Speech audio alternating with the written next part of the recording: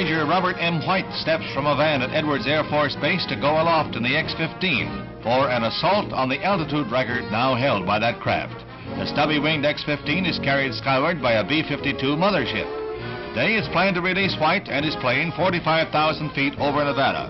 Previously, the X-15 has flown 46 7/10 miles high and has hit speeds of 4,100 miles an hour.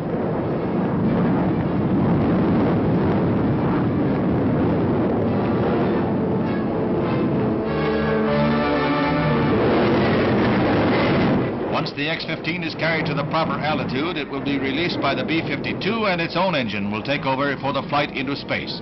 And a space flight it actually is. Now the moment is at hand, and the X-15 roars free on a tongue of flame. The 57,000-pound thrust of its engine is to burn for only 81 seconds. But that power is enough to shoot the Major nearly 59 miles into space. Major White experiences 3 minutes of weightlessness, just as did the other astronauts who made orbital and suborbital flights. And when he re-enters the Earth's atmosphere for a landing, he undergoes 5 times the force of gravity. Major White is now eligible for astronaut wings, awarded to all pilots who fly higher than 50 miles. His speed during the flight was 3,700 miles an hour. Not a record, but he wasn't riding a local either. 7-year-old son Gregory was a proud witness. The saga of the X-15 and its pilots is marked at the White House as the 4 men who have piloted the plane received the famed Collier Trophy that is awarded for noted contributions to aviation.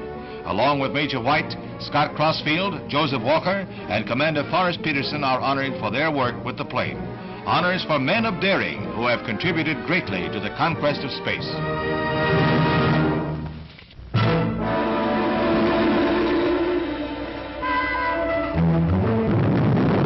Folded inside a canister, a 13-story balloon is hoisted into space atop a Thor rocket.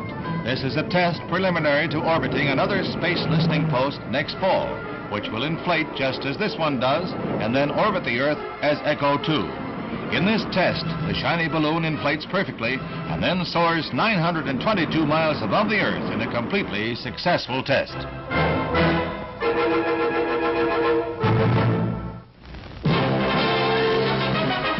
A true life story straight out of Horatio Alger comes to a climax with the announcement that Mayor Edwards Selabrizi of Cleveland is to be the new Secretary of Health, Education, and Welfare. His rise from newsboy to a national political figure has been phenomenal. He was elected mayor of Cleveland 5 times before being tapped by the president to succeed Abraham Ribicoff in the cabinet post. Mr. Ribicoff will campaign for a Connecticut Senate seat.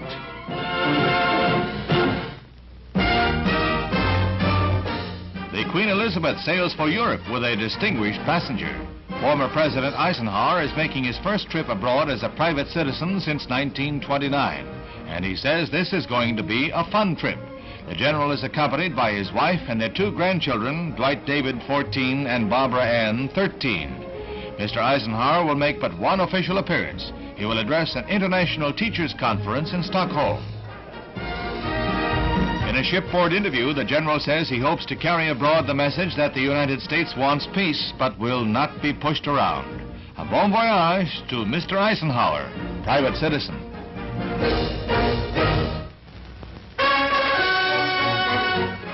At Tlemcen in northern Algeria near Oran, the new nation's vice premier, Ben Bella, has set up heavily guarded headquarters in an old resort hotel. Ben Bella is feuding with Premier Ben Keda, a feud that exploded into an ever-widening rift when the premier fired 3 high army officers. Ben Bella wants them returned to power, and he is favoring a one-party rule, something most Algerian leaders fear. A secret council is trying to resolve the differences.